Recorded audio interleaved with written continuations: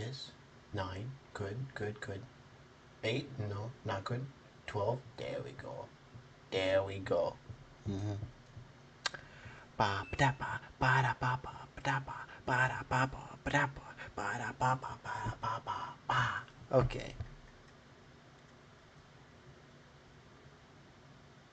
There's quite a lot of few new ones. I'm not going to lie. But which one? Okay, so we'll watch one of his new ones. The story may save your life. Nah. Let's see here. Top 5 bingeable scary. Eh. Mm. Top 2 sounds fake but is 100% true. It doesn't sound too bad. Um. Top 5 something? I don't know.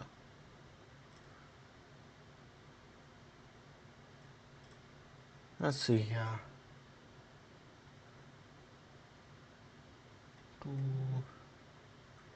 I'm still scrolling down. I said I would watch one of the new ones. This is the scariest basement story you will ever hear. The most extreme story of revenge I've ever told. Found footage, mortality mystery finally explained. You know what? Oh. Yoink, a doink. There we go. Much better, much better. Let's make ourselves small here. Not like too small, but like, you know.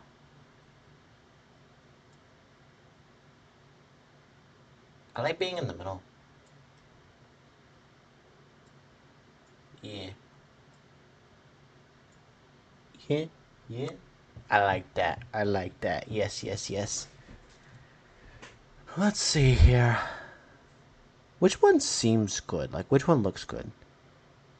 I It says I've watched this, but I don't. I have no recollection of watching it. Let's see. I've seen that. We watched that last time, so yeah. When creatures brutally attacked these men in the forest. Interesting, interesting. No good deed goes unpunished. Homeless man accidentally creates Europe's most dangerous place, I believe. The most terrifying night in the woods story I've ever told. Ooh. Hello? Oh. No wonder. I actually completely forgot that I can make myself much shorter than I normally am. Yes, yes. I think we'll watch this one. I'm kind of liking this one. Since this is 23, let's see. I think we could watch two if they're at least like 25 minutes. That way like it'll be like 50 minutes and then, you know, that'll be much easier to cram down. Yes, yes. Well,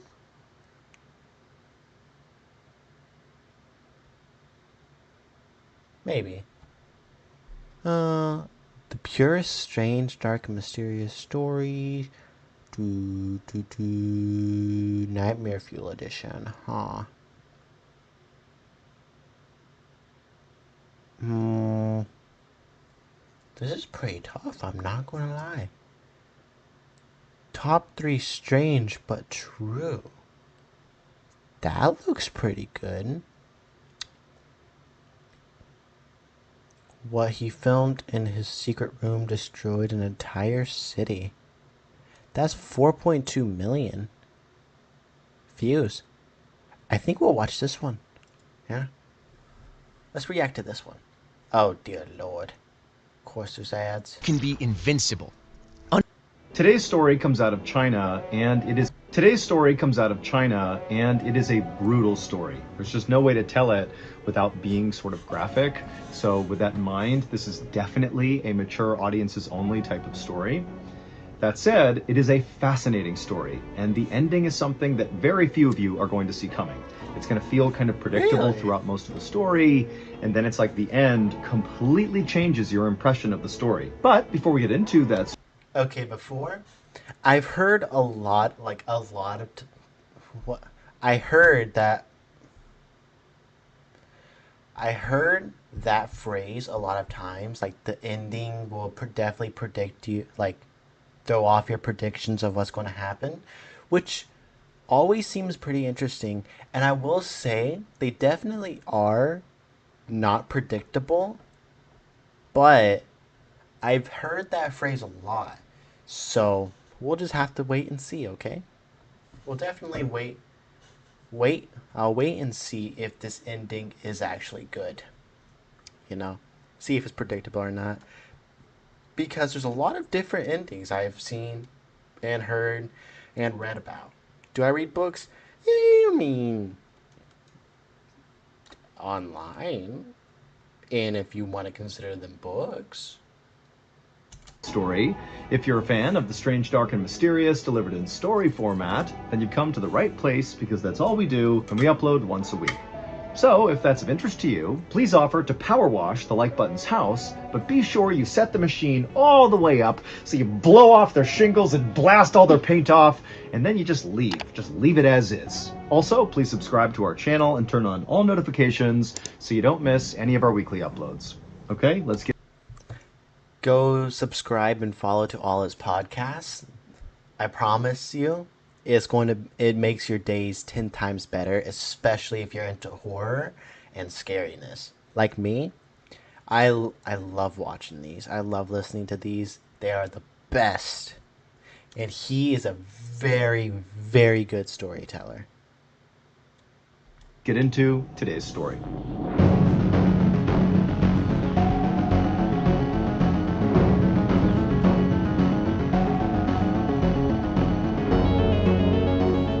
The job offer. One Saturday afternoon in November of 1990, a 26-year-old kindergarten teacher named Sue Lixia sat crying on a bench at a train station in the city of Naha, which is located in northeastern China. Sue had just left her husband for good. They'd had a bad marriage for a long time. It was very contentious. They fought all the time. And that morning, they had gotten into this major fight. And for Sue, it was kind of like the final straw. And so she just stormed into the bedroom, grabbed some things, threw it in a bag, and just stormed out. She was done. But Sue really didn't have a plan for what she was going to do once she left the house. And so she found herself just sitting at this train station doing nothing, just staring at the trains rolling in and out over and over again. And as she sat there, again, not knowing what she's going to do, she suddenly took stock of the fact that very few people were getting on and off of these trains, and in fact, the train station itself was weirdly vacant. So the city of Naha, where Sue was actually fairly small by China's standards, even though there was 70,000 people that lived there. The city sat at the base of this towering mountain, and then all around the city in the outskirts was basically just farmland with lots of soy and corn crops. And then as you move closer to the city center, there were lots of things you would expect to see in a city, like tall buildings and, residential and commercial areas. But overall, Naha was just kind of boring. It's like the city was a city, even if it was small, but there was just not much going on. And in fact, if you lived in China, but not in Naha, there was a very good chance you didn't know Naha even existed, like it was kind of irrelevant. However, in the last few months leading up to this moment that Sue is sitting at this train station, the city of Naha had suddenly been put on the map, and everybody knew about this city. Because women from Naha were going missing in droves. In fact, Sue herself knew of at least a dozen women who had gone missing over the past few months from Naha. And as these women started going missing, it was making the news all over the country,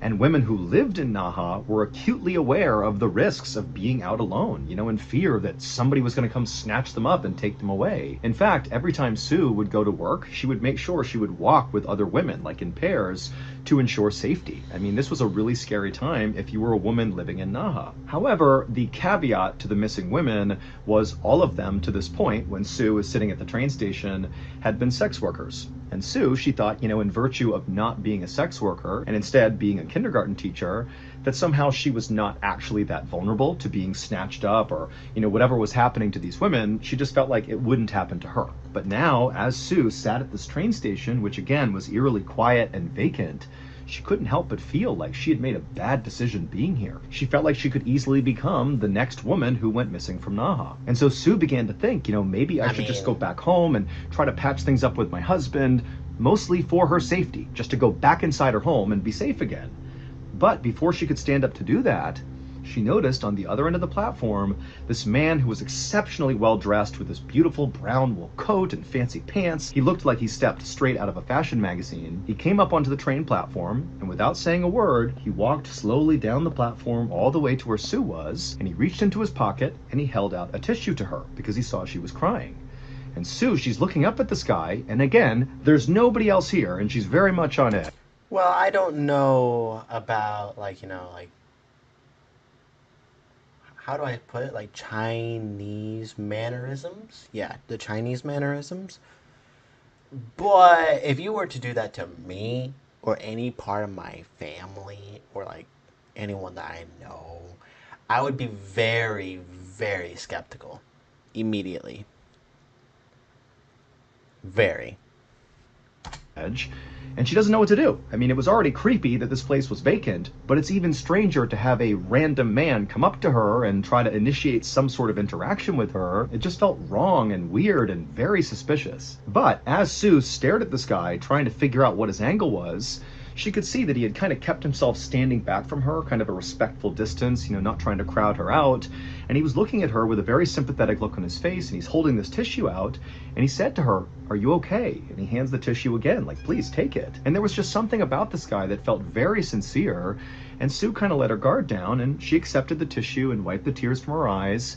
She didn't say anything, and then this guy, he said, "Hey, do you mind if I sit with you?" And at this point, Sue said, "Yeah, okay, you can sit down." And so this very handsome, well-dressed man took a seat next to Sue, not right next to her, again, respectful distance from her. And again, he asked her, "Hey, are you doing okay?" And for Sue, whose life had been basically miserable the last few months or even years with this terrible marriage she was in, she wasn't used to being asked if she was okay. And this man, who she didn't know, had caught her at this very vulnerable moment in her life. And it was like all her emotions just came pouring out, and she began sobbing hysterically, telling this guy that no, she was not okay. Her life was in ruins. She had just abandoned her family, and she had no idea what she was going to do. And finally, when Sue stopped telling this guy all about her problems, she felt very embarrassed and kind of looked up at him like she was sorry for even saying as much. But the man, who was very intently listening, he was just nodding along, very sympathetic, and he told Sue that his name was Jia Wang, and that he was a director at a factory not far from here, and if she was open to it, he'd be happy to think about hiring her at the factory, give her a new start potentially, because it seemed like that's what she really needed. And then he asked her if she wanted to come back to his house to discuss this job opportunity further. And with this, even though Sue had really appreciated everything this guy had done to this point, the second he asked her to come back to his house, she's like, red flags are going up. She knew there's something off here. Clearly this guy does have an angle, and it's not to benefit me. And so she looked at him with an absolutely suspicious look, like, no way am I going to your house. I don't know you. Like, I appreciate the tissue and you letting me cry, but there's no way. But again, as she's staring at him with the suspicious look, the look on Gia's face remained very sympathetic and very gentle, and it almost seemed like he was just going to get up and go, like, "Hey, I'm sorry for offending you." But before he did get up to leave, Sue said, "Hold on. Actually, yes, I'll come with you." She didn't know why she agreed to go with him. Maybe it was because her life was so messed up at this point that she was just kind of ready to take chances and be sort of reckless, and this was definitely that. Big chance, very reckless.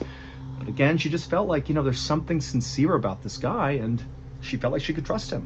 And so Sue and Gia stood up, and together they walked down the train platform, not saying much. They went downstairs, they went out to the street, and they walked a couple of blocks to where Gia's street was. And as soon as they turned the corner and he showed Sue which house was his, Sue looked up, and whatever hesitations she had had still to that point about following the stranger to his house were gone, because she saw his house was beautiful. It wasn't that it was so grand or anything, it totally fit with the neighborhood, but it was very well maintained and totally felt on brand for a guy who was so well dressed and so well manicured and frankly so handsome. So Gia led the way to the front door of his house. He unlocked the door, he opened it up, and then he gently gestured for Sue to come on inside. And so she did. She walked past him, Gia followed her in, and the two of them took off their shoes and made their way into the kitchen, where Gia brewed some tea for them, and then they both sat down and began to sip their tea and talk about this job opportunity. And so for a few minutes, Gia is telling Not a real Sue all photo of about the their role and tea. what she might That's be funny. doing. And Sue is kind of asking general questions about it. But, for the most part, she just kind of enjoyed being in the presence of somebody who seemed to care about her. But after she finished her entire glass of tea, suddenly Gia, who had been talking this whole time about the factory, just stopped. It was like he was waiting for her to drink that entire drink. And as soon as she was done with her cup, Gia, again, he went quiet and just stared at Sue with this kind of sinister look on his face, like he was very pleased with what was going on. And at that point, Sue looked down at her teacup and then back at Gia, and suddenly she began to feel very drowsy. It was like her vision was beginning to go, and she realized Gia clearly had poisoned her. There was something inside of her tea. And so before she could do anything, everything went black.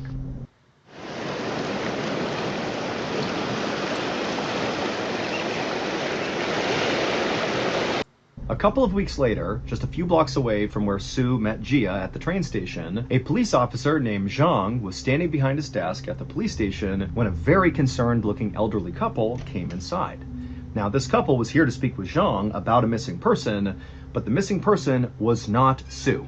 She had been missing for 2 weeks now, nobody had seen her, but no one had reported her missing. Her husband had just assumed that Sue had left him, and that's why he hadn't seen her, and so he had naturally not reported that.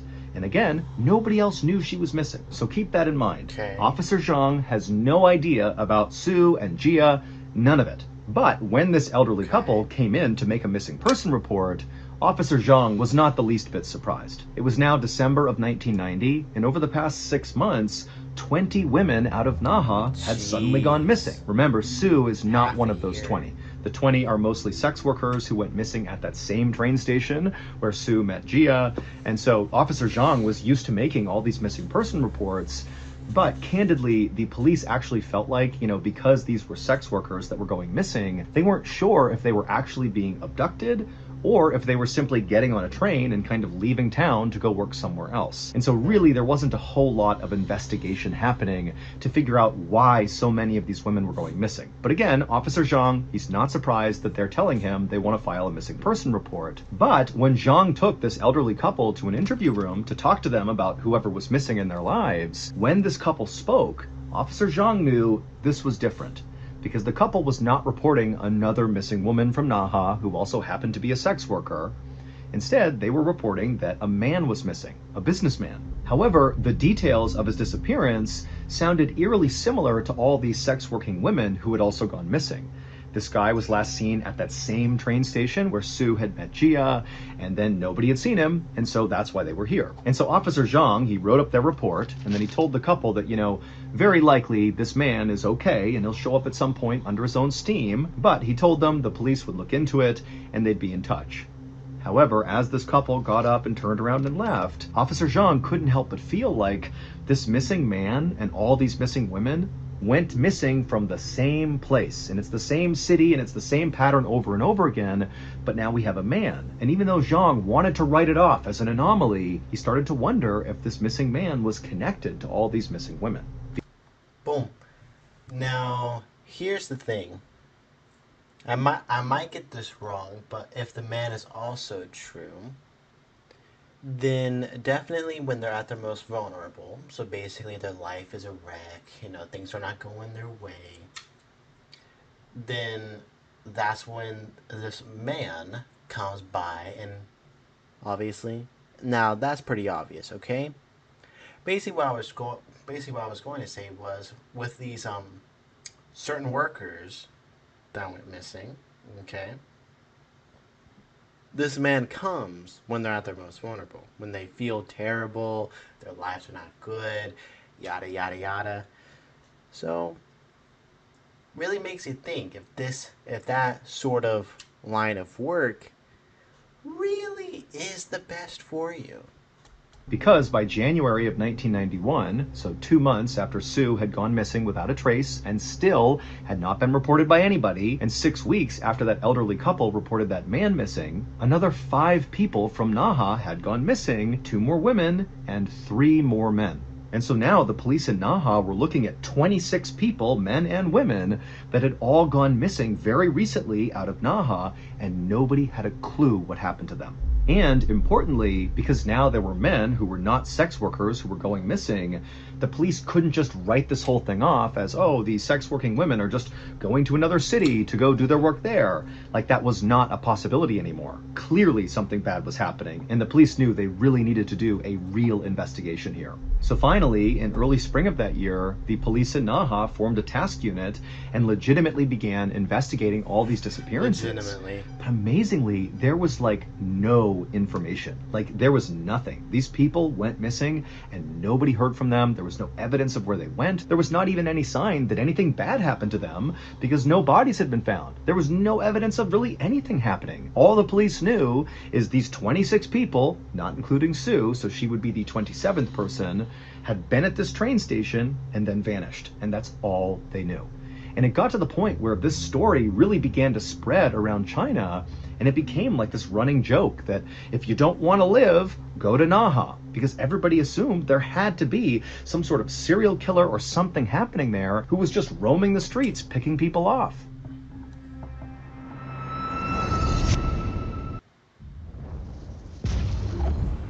But that is very...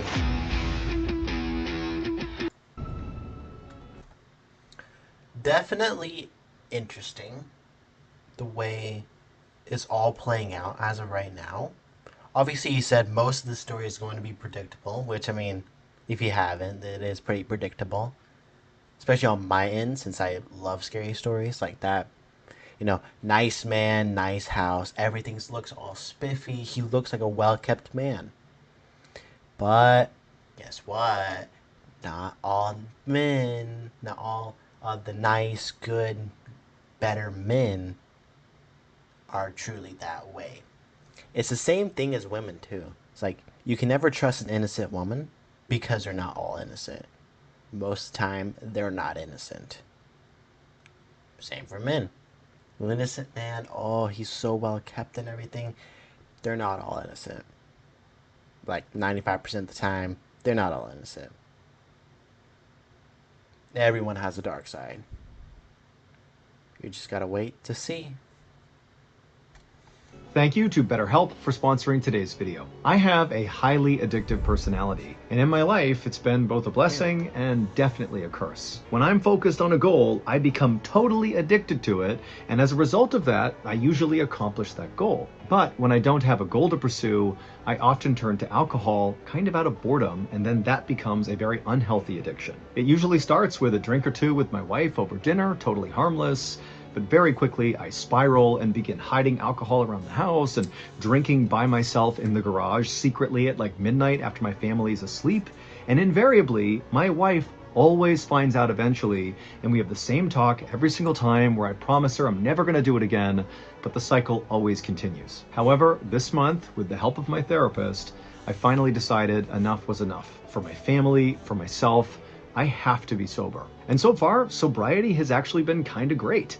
Granted, I'm 3 weeks into the process, but I'll tell you, this time it feels permanent. And I really attribute that to working with my therapist. They're really a big part of the reason that I saw just how destructive alcohol is in my life. So if deep down you feel like you do have some big change you have to make at some point, really consider giving therapy a try, because I'm telling you, their perspective, which you don't have, is the thing you're likely missing. They're able to show you what's going to happen if you don't make that change. Obviously, therapy is not a one-size-fits-all solution, but I'm telling you, it's a great starting point if you're in a similar position to mine. And a very accessible therapy option is a totally online therapy platform called BetterHelp. All you have to do is fill out a quick survey online, and then you'll be quickly matched up with a licensed therapist who will listen and give you helpful, unbiased advice. Let BetterHelp connect you to a therapist who can support you right from the comfort of your own home. Visit betterhelp.com/Mr. Ballin or select Mr. Ballin during sign up to enjoy a special discount on your first month.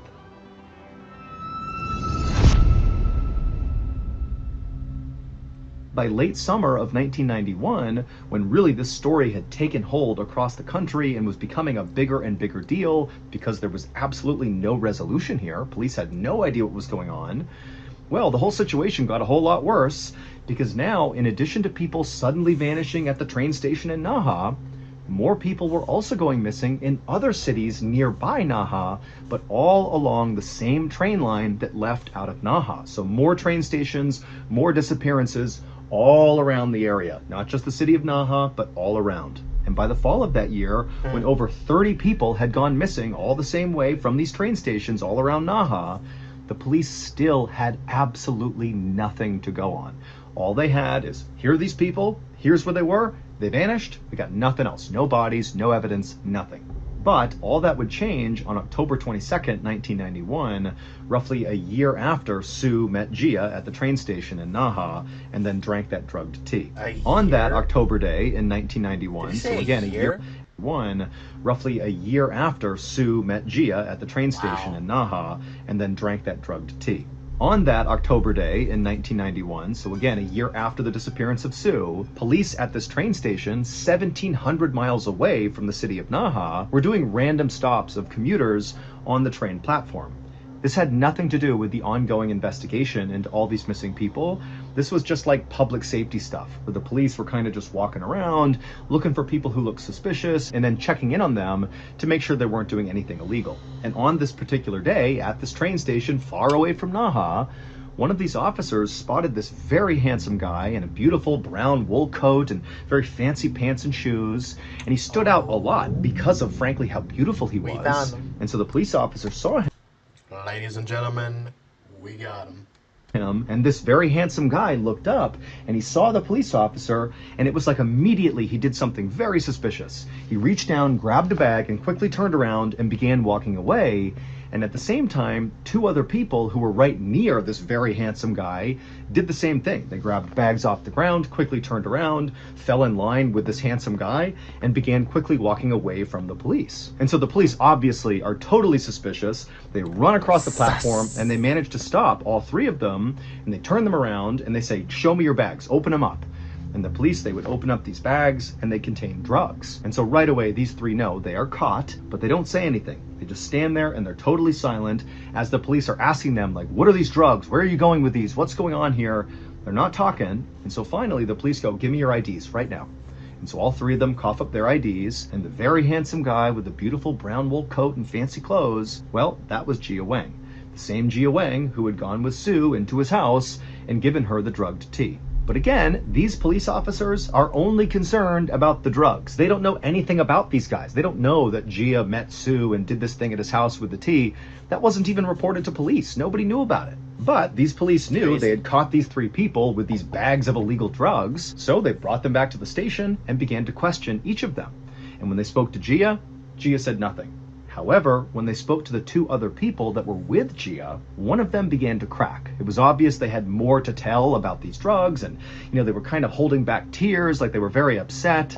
And one of the interrogators, sensing one of these people was prepared to confess to something, instead of really drilling down on them, he was very comforting. And he offered them a blanket and said, "Here, take this blanket, relax, it's okay. You can tell me what's on your mind, it's okay." And that just totally broke this person. Yeah, you just gotta love the psychological games. Yeah, the good cop, bad cop routine. You can really hammer something down if you want to get it through their skull, or you could just be comforting, and that's all people want. In a comfort sense, people like to speak up. In a more like pressuring sense, people crack. In a more good cop, bad cop routine, you hate this person, you want this person now, and yada yada yada. I've dealt a lot with the good cop, bad cop routine. Yeah. It is not fun. Not fun at all. But it is what it is. You learn, you grow, you get better. That's all it is. And they said, "These drugs are nothing. You need to see what's in Gia's house. That will put these drugs to the side. They won't matter. What's in his house is horrible."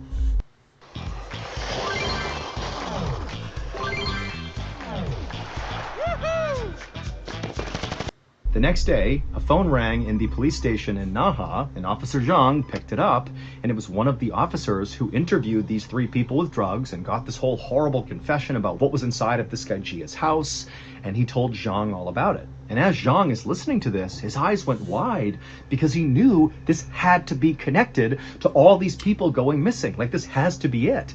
And so as soon as he hung up the phone, Officer Zhang rounded up 20 other police officers and 10 forensic doctors.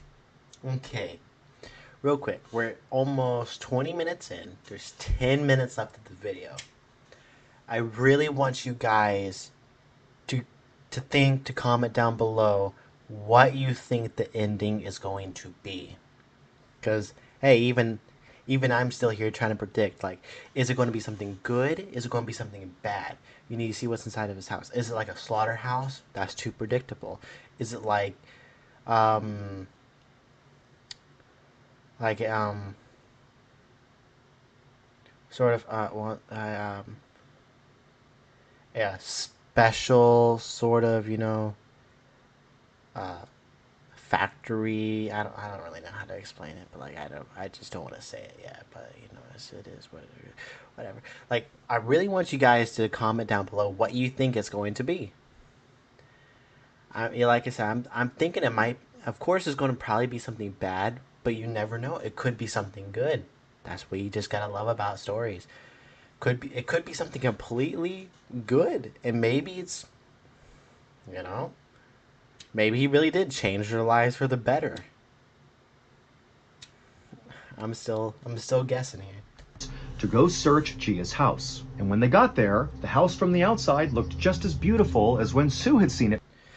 Could be something with a ritual. Could be something that is like a carve up place. Could be cannibals. Could be anything. Could be anything. For the first time, and felt like her reservations about Gia had gone down because of how wonderful his house looked. But as soon as all those police officers and the forensic doctors stepped inside of Gia's house, he wasn't home, there was nobody there. When they went inside, they were instantly hit with this horrible, horrible smell inside the house. Even though things are neat and beautiful inside too, there was something bad inside this house. And the smell seemed to be coming from the basement. Now, that's certainly something there. Because when, I forgot her name, Nia? Nia? What was her name? Nia? I think it was Nia. I am bad with names. Yeah, when Nia was there, she didn't say anything about the smell. Okay, so this has to have been something like very much more recent than normal. Because if she didn't say anything about the smell, like I said, this is like a year later. So this is definitely something. And so at some point, Officer Zhang and the other officers, they got to the door, they opened it up, and they looked down, and all they could see was just this dark room down there, and the smell was so strong. But they pulled their shirts up over their faces, and they Dead went bodies. down the stairs, and when they got down there, they Or couldn't see feces. anything. It's totally dark. But the smell at this point was so overpowering that a couple of the officers almost fainted. And so literally they had to leave the house fearing they were breathing in toxic chemicals or something, and they had to wear gas masks just to go back into the house and back down into the basement. And when they got back down there, now Maybe wearing acid. their masks, it didn't seem like there was anything down there that could produce such an Torture? awful smell. Like there was just nothing down there. But eventually one of the officers moved to the middle of the basement, right in the middle, and they realized there was an opening. And they looked down into it and they couldn't believe what they saw. And at the same time, photo. somebody upstairs made an equally horrifying discovery because they discovered a videotape, a VHS cassette, that contained this horrible footage that effectively explained what was going on inside of that pit in the basement. But to understand that, we need to go back a year to when Sue met Gia at the train station. She went back to his house and drank the drug tea and blacked out. After Sue drank that tea, she didn't die. Gia did not kill her. Makes Instead, sense. she woke up a few hours later being totally confused, and she Oh, was wait. No, it doesn't make sense. Out of everything I've said. Because he didn't kill her, so that means, like, there was no intention of him going to do anything. It's like the whole entire slaughterhouse and everything, out the window. Acid, out the window. So what's the horrible smell? I'm thinking feces. Feces, maybe piss. You never know. Diapers. immediately hit by this horrible smell, but it was totally pitch black. She can't see anything, and she began feeling her hands around her, and she felt stone everywhere she touched, and eventually she realized she was in what felt like the bottom of a well. But it wasn't water she was standing in. She was standing in something that almost felt like jelly, and she began kind of touching it to figure out what it was. She could not tell, but she couldn't help but feel like the things around her were kind of moving, like they were alive. And then suddenly a lid that clearly sat atop of this pit began to slide over above her. And so suddenly light was coming down into this pit. And at first, Sue looked up and she didn't see anything, but then she looked down and realized what was all around her. It was people, dead people, and potentially even half-alive people that were just stuffed into this big pit that were all kind of decaying or, slowly dying or whatever it was, and she's just standing amongst it all. And then she looks up and she sees it's Gia, the beautiful man who had brought her here. He's standing up there looking down at her with a smile on his face. And Sue immediately pleads with him to please spare me, don't kill me. And Gia, he looks down at her kind of inquisitively, and he says, if I lift you out of there, will you do anything I tell you to do? And Sue said, yes, I'll do anything. Just get me out of here, please. And so Gia, he reached down, he grabbed Sue, and he pulled her up and out of this pit inside of his basement. A few days later, Sue was back at the train station where she had met Gia for the first time, but this time she was alone. And she walked up onto that train platform with no intention of riding a train. Instead, as soon as she got up there, she began looking around, and then she spotted a businessman who was sitting on a bench. And she walked over to him, and she sat down next to him, and we don't know exactly what she said, but we think what she said was something maybe sexually suggestive or, something along those lines, and she's holding his shoulders and touching his hand. She doesn't know this man, and this man is very caught off guard by this, but he's kind of going along with it. And before long, she takes this businessman's hand, they stand up, and they walk out of the train station down to the street, and they make their way a couple blocks over to Gia's house. And when they get there, Sue leads them to the front door, she opens it up, she brings the man inside, the door shuts, they take their shoes off, and Sue leads this man into the kitchen where Gia is waiting with a wire between each hand. And as soon as this businessman walked into the kitchen, Gia pounced on him, wrapped the wire around his neck and held it until the man passed out. And then he released the wire.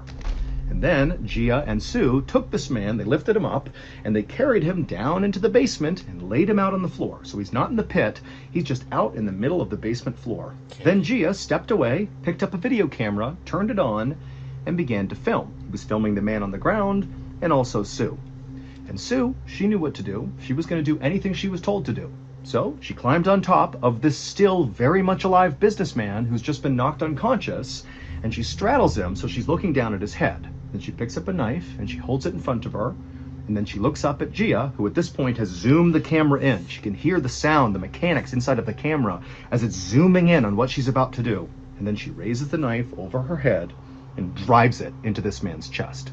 The video that Gia shot of Sue murdering this man was the video police found on the first floor of the house shortly after police had found this horrible pit in Gia's basement. It would turn out that Gia Wang was absolutely the serial killer who was responsible for all these people going missing from the train stations. Yeah. He would abduct them just like he did Sue, and he would bring them to his house, and then he would do horrible, horrible things to them, and eventually he would chuck their bodies into this pit. And so when he abducted Sue, he actually thought that when he drugged her, that he had killed her, and he had chucked her into the pit, believing she was dead.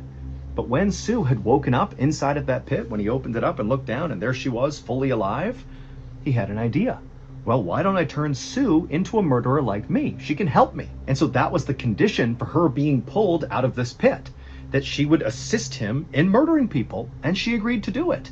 And so the reason the profile of victims changed from sex-working women to random men is because those are the people that Sue went after. She began targeting men. And so when that elderly couple came in and reported to Officer Zhang that a man was missing, that was Sue's first victim, the man who had been seen on video being stabbed in the chest by Sue. Now, nobody to this day understands why Sue actually went along with this. Like, she was pulled up out of the pit, but then when she was told to go to the train station and find your first victim, it's unclear why she didn't just go to the police and say, hey, there's a serial killer, Gia, here's his house, here's where he is, go get him. For some reason, she just did what he said. And in fact, Sue was not the only person who was brought into this murdering scheme. He managed to convince 3 other people, including his ex-wife, to also commit murders for him. And all 3 of those people also had ample opportunity to flee and tell police, but they didn't. All of these people just did what Gia wanted without asking any questions. It was like he had absolute control over these people. That is, until that day in October of 1991, when those police officers doing a public safety check spotted Gia along with two accomplices fleeing with drugs, and they stopped them and they got them back to the station, and one of his accomplices finally broke and told the truth. So what happens And the person to who told Gia? the truth, the accomplice who broke, was Sue. She was there with him at the train station. Nobody knew she was missing, and she was the one who, when offered a blanket and was told, tell us the truth, she came clean. Ultimately, it was this police officer's kindness that broke her. In Gia's basement, inside of that horrible pit, right in the middle of it, were 42 bodies, 24 women and 18 men. In the end, Gia and all 4 of his forced accomplices, including Sue, were sentenced to death, and they were executed on January 24th, 1992. Today, the city of Naha is still just as infamous as it was in the 90s when these murders took place. And in fact, the nickname for Naha is now just Bandit City to reflect what happened there.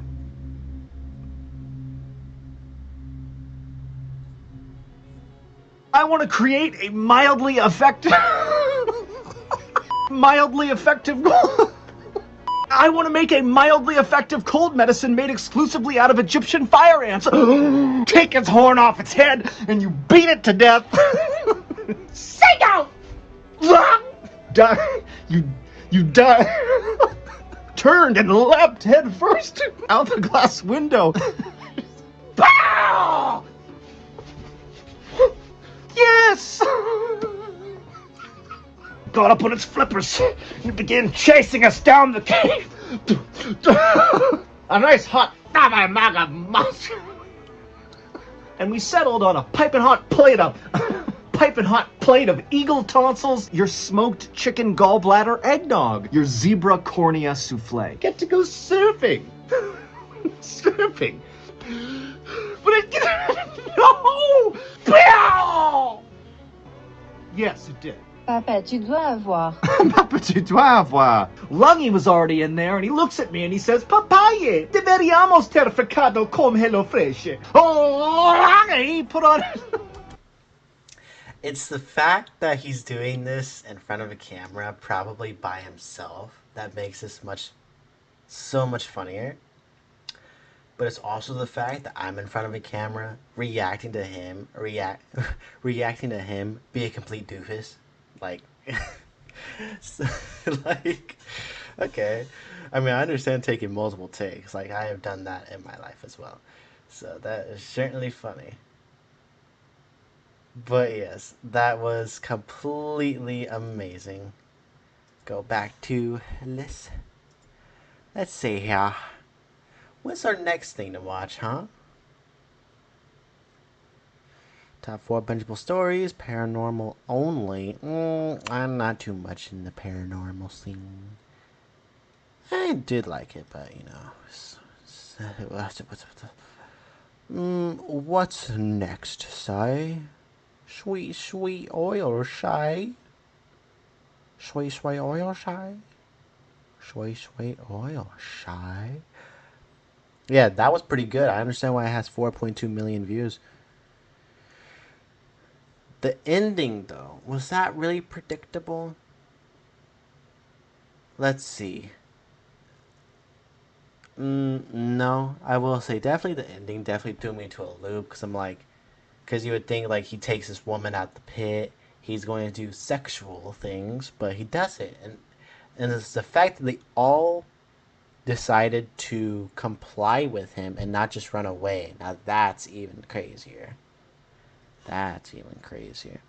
Scared forest snatches bodies and creates internet's deepest rabbit hole. I assume that's what that's going to say. A disaster you've never heard of is still controlling our timeline. This sounds pretty good. 5.3 million views though. Even skeptics can't explain this shocking ending. Let's see. What? Never ignore native wisdom. 1 in a billion. 2 totally bizarre medical mysteries. Interesting. Don't go below the deck. What evil force condemned these innocent minds? Even parents' worst nightmares. Places you can't go. This tattoo is a death sentence. Ew, that looks ugly. Um, hmm. The hills have eyes. I'll take maps you shouldn't follow for $500. Hmm. Let's see. What seems good? If you can watch till the end, you won't regret it. If you can watch the end, you won't regret it. That seems pretty interesting. Worst death traps imaginable.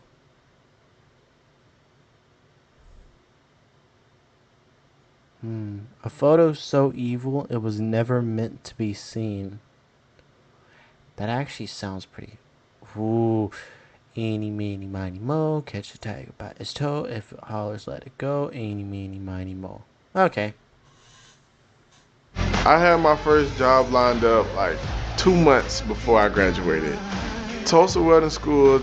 Cool. Today, we're going to look at 3 places you can't go and people who went there anyways. But in fairness, one of these stories is actually more like a thing you can't do and person who did it anyway. But we believed it was still close enough that it could be included. But before we get Okay. into those stories, if Okay. you're a fan of the strange, dark, and mysterious delivered I in sure story am. format, then you've come to the right place because Good. that's all we do, and we Yeah. upload once a week. So if that's of interest to you, Once a week. please eat an orange in front of the like button and make a whole scene about how amazing this fruit tastes, and then offer the like button your other orange you have with you. Except don't tell them it's not really an orange, it's the fruit from a strychnine tree. Also, please subscribe to our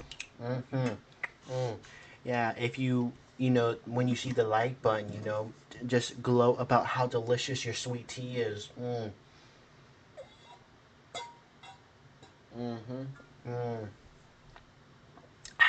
man, that's so good. That is some good sweet tea.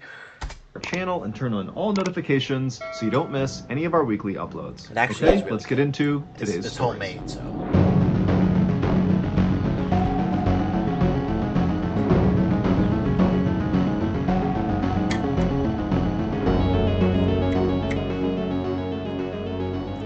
It was 2 days before Christmas in 2010, and 54-year-old Alan Catterall, along with his future son-in-law Mark, were sitting in the break room of a kayak molding facility in the United Kingdom where they both worked. And as they sat there drinking tea, they began exchanging notes about what gifts they got for the rest of their family for the holidays.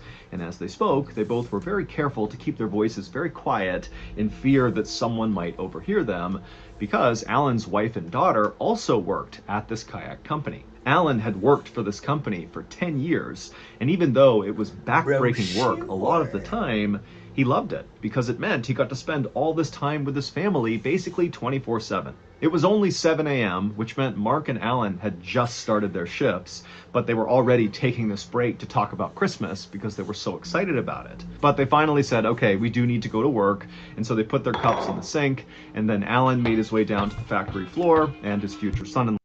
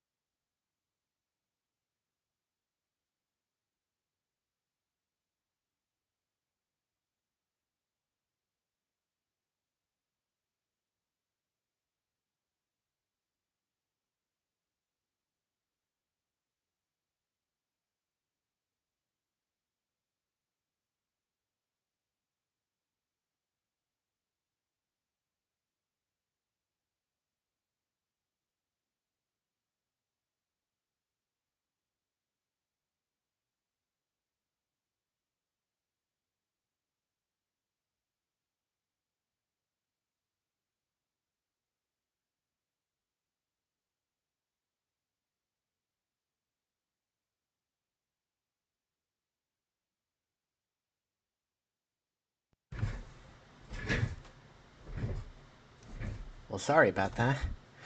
My brother jump scared me, and then he wanted to just chat for a little bit. So let's get back to it.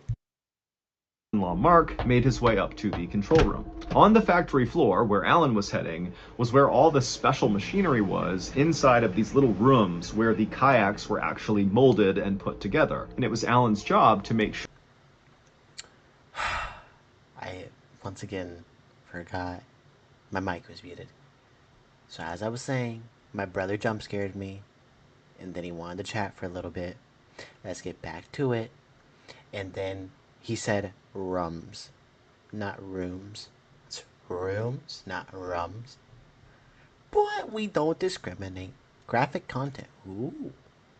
But then again, I mean, like, there's a lot of people that say rum. Like, it's a rum. Rum. It's not R-U-M, it's roo. Like, moo.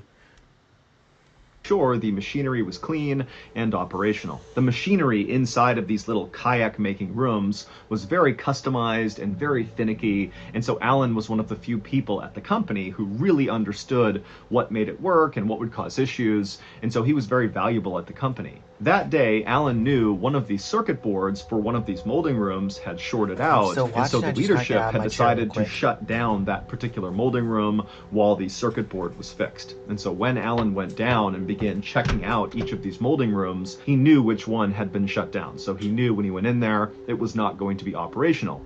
But when he went into that particular molding room, he noticed that it really needed a good clean. When these kayaks were made inside of these molding rooms, a lot of times the excess plastic would kind of seep out of the actual mold, and it would get caked to the walls, and it would flake all over the ground. And so periodically, Alan would clean these rooms, and he figured right now, with this one shut down, he might as well clean it. And so Alan grabbed the crowbar, and he headed into this shut down molding room, and he got to work chipping all this plastic off the walls and making a big pile on the ground to sweep out and throw away. But as Alan chipped away at all the plastic, the doors leading into this molding room shut. And so suddenly Alan was cast into total darkness because his only light before that had been coming through these doors. But that was the least of Alan's worries. He knew that if these doors were shutting, these doors were automatic, that meant that the circuit board had to have been fixed, and they didn't know he was in here. And so now this molding room must be operational, which meant he only had minutes to get out of this room. And so Alan ran to the door, and with his crowbar, he began trying to pry the doors open, but he couldn't. These are mechanically sealed doors. They do not just open. You need to press a button to release them. But Alan's in a total panic. He knows what happens in this room, and he just can't get the doors open. And so he began banging on the door with his crowbar and screaming for anybody out in the factory floor to please stop this process that's surely starting inside of this room. Open these doors, get me out of here. But it was so loud out on the factory floor, nobody heard him. So before long, Alan must have looked around and saw the walls inside of this tight, cramped space beginning to glow red. Because this molding room was actually just an oven. It reached almost 600 degrees Fahrenheit in about 10 minutes. And so Alan is watching as this oven is restarting, and he's sealed inside of it. And so the walls turned bright red, and then before long, the crowbar he was using to try to open the door must have become so hot he couldn't have held it. And then the ground as well would have been red hot, and his shoes would have begun to melt. And then the air temperature inside would have gotten so unbelievably hot, he couldn't have breathed. And so screaming in pain and pounding on the door, leaving his skin on the door every time he hit it, Alan eventually just collapsed to the ground in unimaginable pain as he cooked alive. Finally, when Alan caught on fire and black smoke began coming off of his body and pouring out onto the factory floor, the factory realized there's a problem with this molding room, so they turned it off, they opened it up, and they discovered Alan. It would turn out, after Mark and Alan had chatted about Christmas in the break room and then parted and gone their own ways, Alan had gone down to the factory floor and inside of that molding room, and his future son-in-law, Mark, had gone up to the control room where he would have no visibility of the factory floor. All he had was this big switchboard full of lights and switches and gauges that controlled all of the molding rooms. And not long after he got up there and was looking at the control panel, he saw a blinking light come on. And it was for the molding room that Alan was working inside of. And that blinking light meant someone had fixed the circuit board, and so that molding room room now had power. And so reflexively, Mark just turned it on. And when he did that, the molding room began its restart process, which included sealing its doors and turning on the oven. And inside of that molding room, there were no safety escapes. In fact, there was really no safety precautions at all with regards to these ovens. And so as soon as Mark flipped that switch, he had killed his future father-in-law. 5 years later, the Kayak Molding Company was convicted of corporate manslaughter and fined 200,000 pounds. Also, the man who actually designed these molding rooms with no safety precautions in mind, no emergency exits, nothing, he was fined 25,000 pounds and sentenced to jail for 9 months.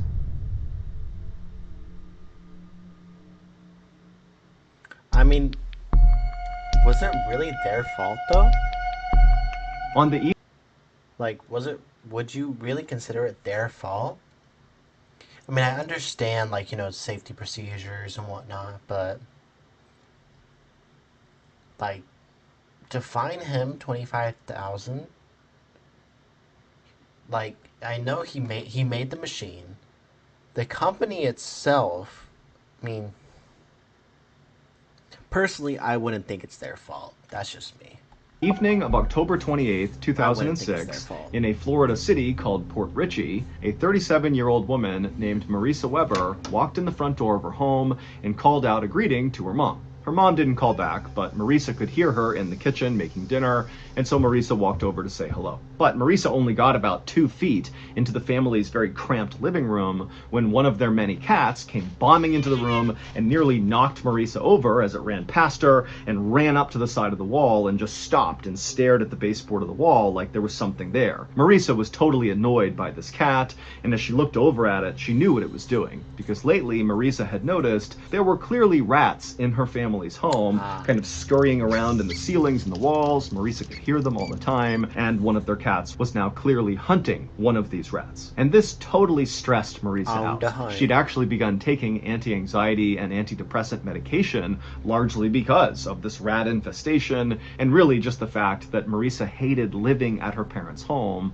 but she didn't really have the means to go out and live in her own place, which she knew would solve the problem, and so she was just kind of stuck here. And so Marisa turned away from the cat and likely the rat behind the wall, and she made her way through the tight little living room into the kitchen, and she gave her mom a quick hug, and she saw her dad was also in the room as well, and he said hello to her. And then Marisa's mom offered her some food, but Marisa said, you know what, I'm not hungry, thank you, I'm just tired, I'm gonna go to bed. And so Marisa again gave her mom a hug, she said goodnight to her dad, and then she turned, walked up the stairs, and made her way to her bedroom. She went inside and shut the door. The next morning, Marisa's parents got up and they began making breakfast and getting ready for the day, but Marisa did not come downstairs, and so the parents assumed she must have left early for her job. Marisa was a secretary at a waste disposal company. And so the parents just had their breakfast and they too went out for their jobs. And then in the evening, when the parents were back home, Marisa did not come home at the time she normally would after work. But the parents were not actually that concerned right then,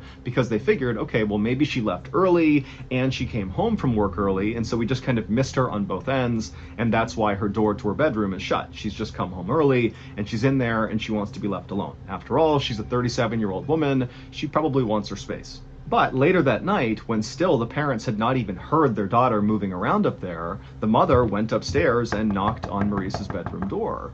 But there was no answer. And so finally, Marisa's mom opened the door and the room was totally empty. Now, at this point, the parents did start to get concerned because they're thinking, okay, well, we didn't see her this morning, we haven't seen her now, we don't know where she is. But again, their daughter is 37 years old, and if she wanted to go do something out of the house by herself and not tell anyone, she was kind of entitled to do that. And so the parents ultimately decided that they would just let this go for now, and in the morning, they were sure to see her. But the next morning, the parents still had not heard from Marisa, she had not come home, and now they were officially starting to panic. In particular, the mother was worried that Marisa might have been kidnapped or something going to or coming back from work, because Marisa was only 5 foot 3 inches tall and maybe 100 pounds, so she was really small. And so Marisa's mom called her other daughter, Gina, in a total panic, saying, you know, your sister, she's missing, we don't know where she is, she might have gotten kidnapped, you know, come over and help us figure out what's going on. And so Gina came over to the house, and when she came inside, she told her parents, you know, let's stay calm here. Marisa, she's 37, I'm sure she's fine. 37. Let's search the house and see if there's some note or something from Marisa explaining where she is and what she's doing. And so the family searched the whole house, starting with Marisa's room, but they couldn't find anything that gave them any clues about what happened to Marisa. But they did eventually find Marisa's purse that was still in her room, and when they opened it up, they saw her wallet was still inside. And so that sent up a huge red flag for the family. You know, they're thinking, why would Marisa go anywhere for an extended period of time without her wallet? That made no sense. And so at this point, the family did call the police, and they reported Marisa missing. But the police got nowhere on the case, and so on November 9th, so 12 days after Marisa had said goodnight to her parents, gone up to her room, and then vanished, the family was at a total loss for what to do. But Gina, Marisa's sister, had begun to think to herself, you know, hey, it's possible that Marisa, who was not doing well mentally, you know, she was very unhappy, she was totally stressed out about this rat infestation, which really highlighted the fact that she was stuck at home with her parents at 37 years old. You know, Gina's thinking that it was totally possible that Marisa had just abruptly run away, or worse, maybe she had harmed herself. And so on November 9th, Gina decided she would take one more pass through the family home and just see if she could find any little indication that would give away what was going through Marisa's mind before she vanished. And where Gina started was in Marisa's room. And so Gina, she went upstairs, down the hall, she opened up her sister's bedroom, and she walked inside, and you gotta picture this space. It was totally cluttered, almost like a hoarder's space. There were piles of clothes that were taller than a human person. I mean, this room is totally packed with stuff. But Gina, she took her time kind of walking through the room, looking everywhere, kind of sifting through all the piles of junk and clothes and everything in the room, and she couldn't find anything. But then at some point, her attention was drawn to her sister's bookshelf, and she looked over at it, and she thought she saw something odd right in the middle of the shelf. Now, Gina had a flashlight with her, and even though the light was on in the room, she still lifted up the flashlight and turned it on and shined it at this thing in the middle of the bookcase. And when she saw it, she screamed. Based on Gina's discovery, here is what happened to Marisa Weber on October 28th, 2006, the night she disappeared. That night, Marisa had come home, she saw her mom and dad in the kitchen, she was offered food, she turned it down and said, I'm tired, I'm going to bed. She went upstairs, she went into her room, closed the door, and sat down on her bed. Then Marisa grabbed a pill bottle next to her bed, which contained morphine and codeine, which are two very powerful painkillers. They're opiates, so highly addictive.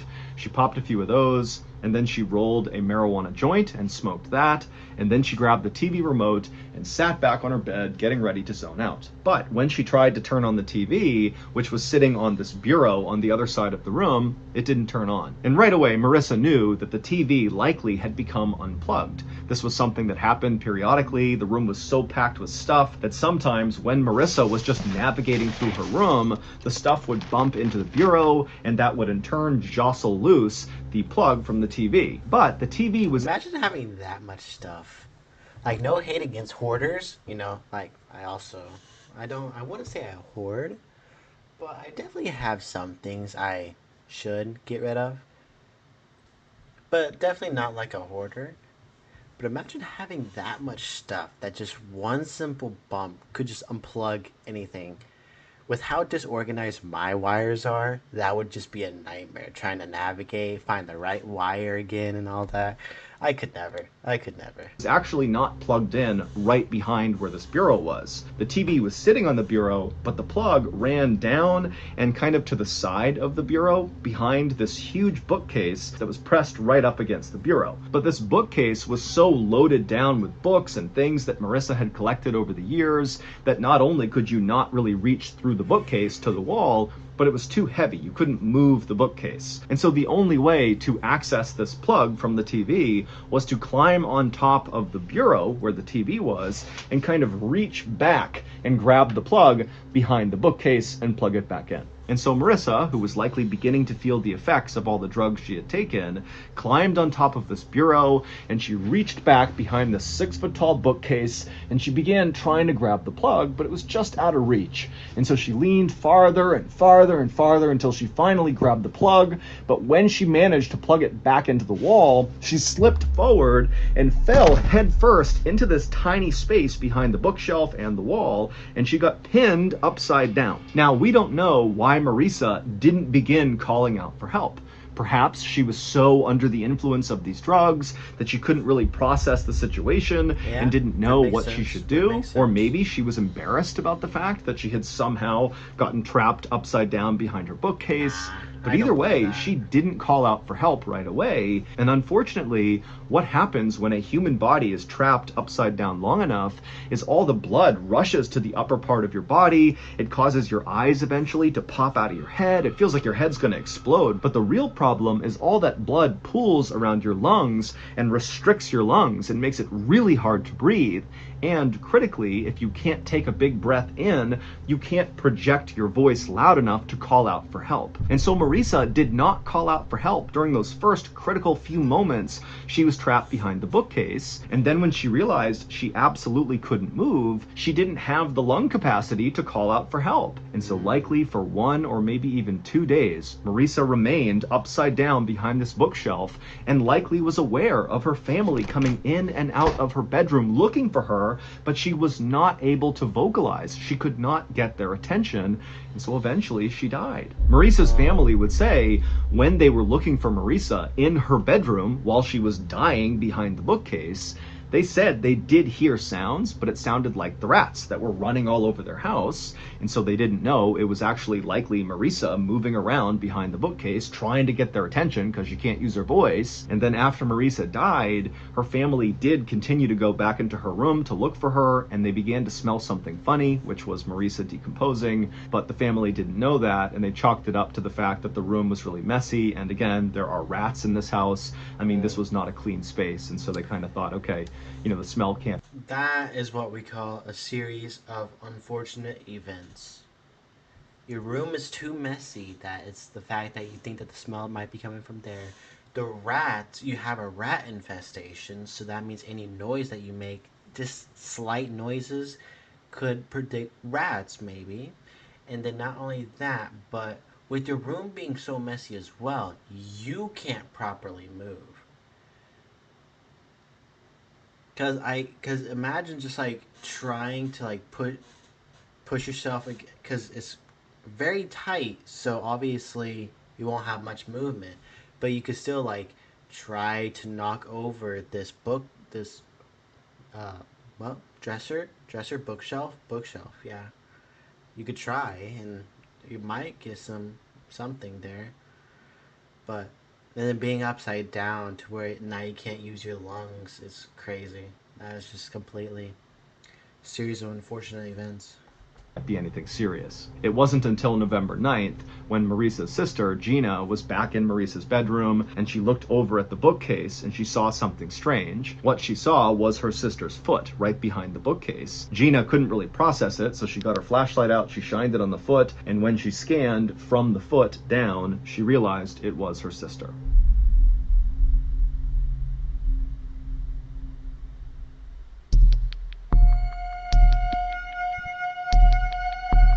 On the night of May 29th, 2007, a 29-year-old man named Romy Baligula sang to himself as he and a big group of his friends wandered into a karaoke bar in the city of San Mateo in the Philippines. Life had not been easy lately for Romy, but tonight he was feeling good. He and his buddies had begun drinking alcohol about an hour earlier, and so he already had a nice buzz as he walked into this bar. He had a brand new shirt on, and for the first time in weeks, Romy actually had money in his pocket. Romy had lost his job a couple of months earlier, and since then he had not been able to find new employment. And so this city he was living in, San Mateo, even though it was one of the wealthiest places in all of the Philippines, it was also known as a place that had lots of poverty and really no safety net for people that fall on hard times. And so if you lose your job, like Romy had, you could find yourself out on the streets really quickly looking for scrap metal to sell and dumpster diving just to find your next meal. And that's exactly what Romy had been doing for the better part of the last 2 months. He had been living out on the streets.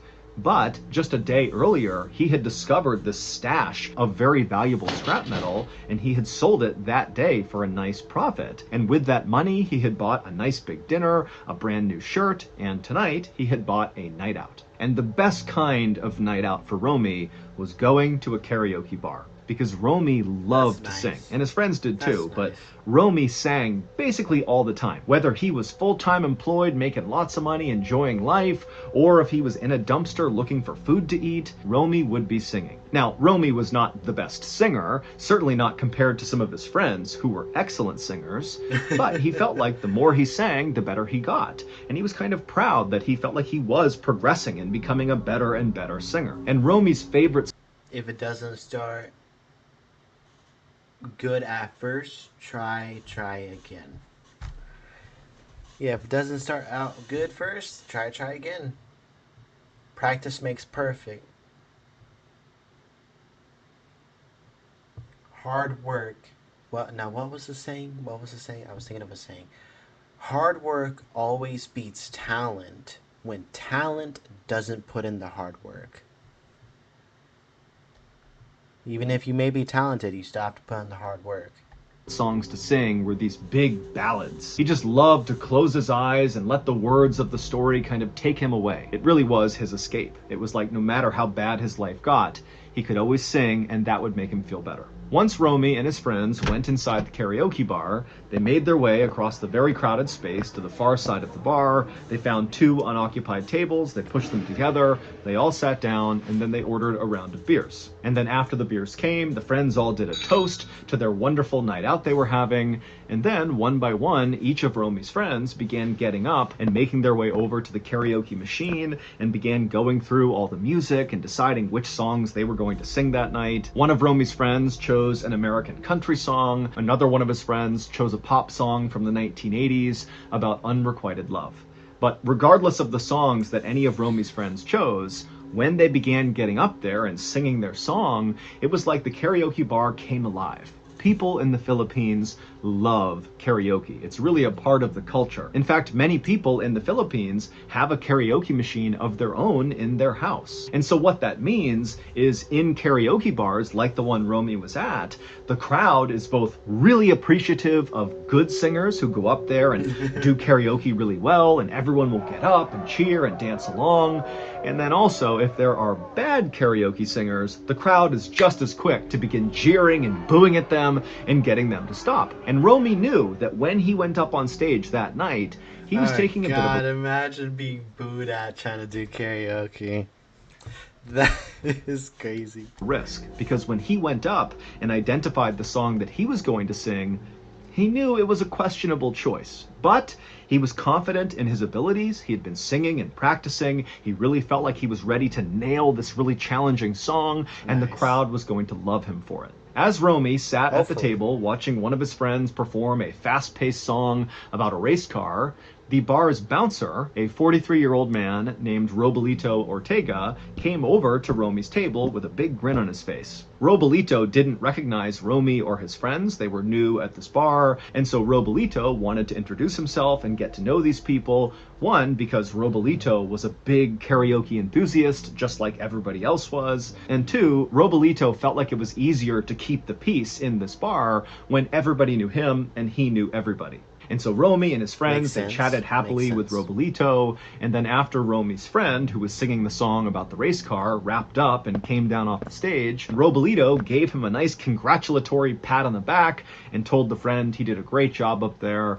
And the friend, in turn, turned around and flagged down the bartender at the other side of the bar and kind of gestured, hey, we want another round of drinks. And the friend also made it clear that he wanted to give a drink to the bouncer as well, as like a thank you to the bouncer for giving him the compliment. And the bouncer said, thank you very much. And then before long, the beers arrived, and Romy and his friends and the bouncer, they all cheersed and toasted the night and enjoyed their drinks together. And then just a couple of minutes later, it was Romy's turn to take the stage. I've never been to a bar. And as confidently as he could, kind of jogged up onto the stage, and he took the microphone and he looked out at the crowd. And everybody's having a great time. It seemed like the mood was really positive, and Romy really felt like, again, even though this song was a questionable song choice, that this crowd was going to love it and that he was going to do a wonderful job. But when the song began to play in the background, Romy noticed that right away, the mood in the bar completely shifted.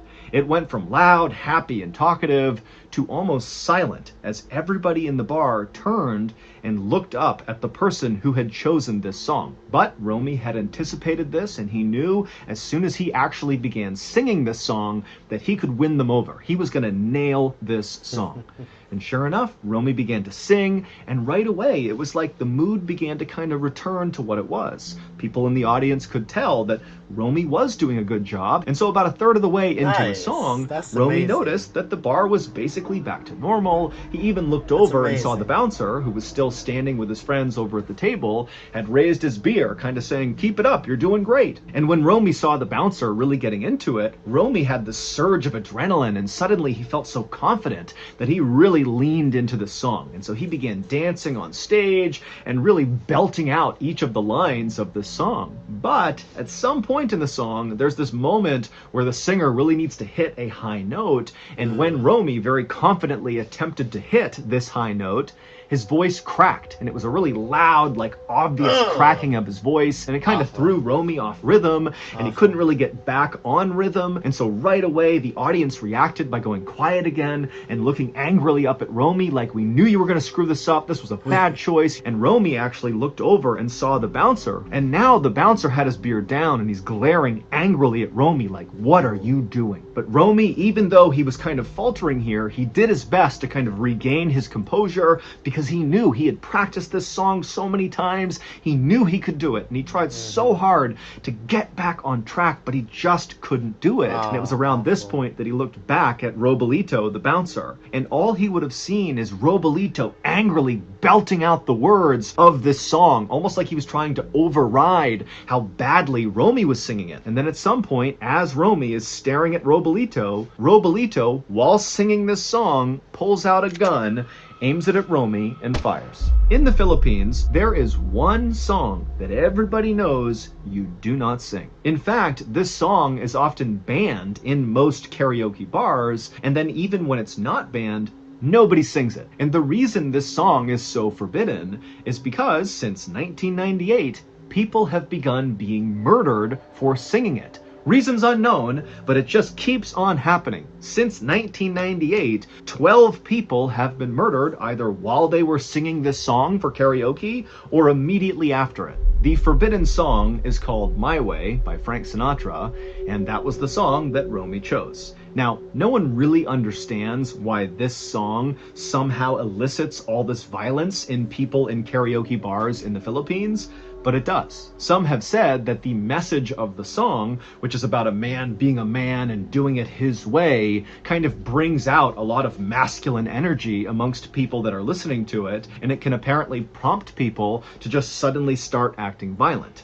But that's just a theory. No one really understands why this song just keeps leading to murders. But on May 29th, 2007, when Romy sang this song, Robolito, the bouncer, who liked Romy and liked his friends and was having a nice drink with them, he just couldn't handle it when the song was getting butchered, and he hated the song to begin with. And in fact, ironically, Robolito had been hired by that karaoke bar specifically to keep the peace if the song were to come on. But as he listened to this song, something happened inside of him, and he pulled his gun and shot and killed Romy.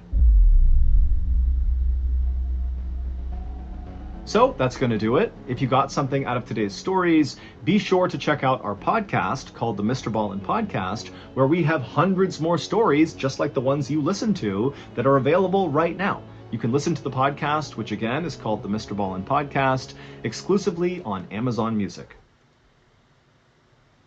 Ha! I paused you right before you could say anything. Well, that was all, Mr. Ballin. That last story, though, was completely crazy. Out of everything, I was not expecting that. I was, like, imagining, like, the bouncer maybe, like, threw him out the window or something, like he cut himself or something. That's what I was predicting. I was not predicting him to just straight up pull out a gun and just shoot him. That was crazy. But yeah, so that was it. Thank you for watching. Make sure you go and subscribe to Mr. Ballin. Okay, he posts amazing things, and it's just such an excellent storyteller. Make sure you subscribe to him. Make sure you leave a like for him, and make sure you leave a like for me, because I had a fun time watching these. And I hope he has a fun time making them, because once again, he is one of the best scary storytellers that I know of. So yeah. So yeah, thank you for coming. Thank you for watching. You all have a good night, and well, I'll see you guys Friday. Okay? I might post another shorts. I'm not too sure. I might. Depends on how I'm feeling. Tomorrow's Thanksgiving, so I hope all you guys have a good Thanksgiving as well if you do celebrate it, okay? Have a good Thanksgiving. And like I said, I'll see you Friday at 9 p.m. Okay? Bye.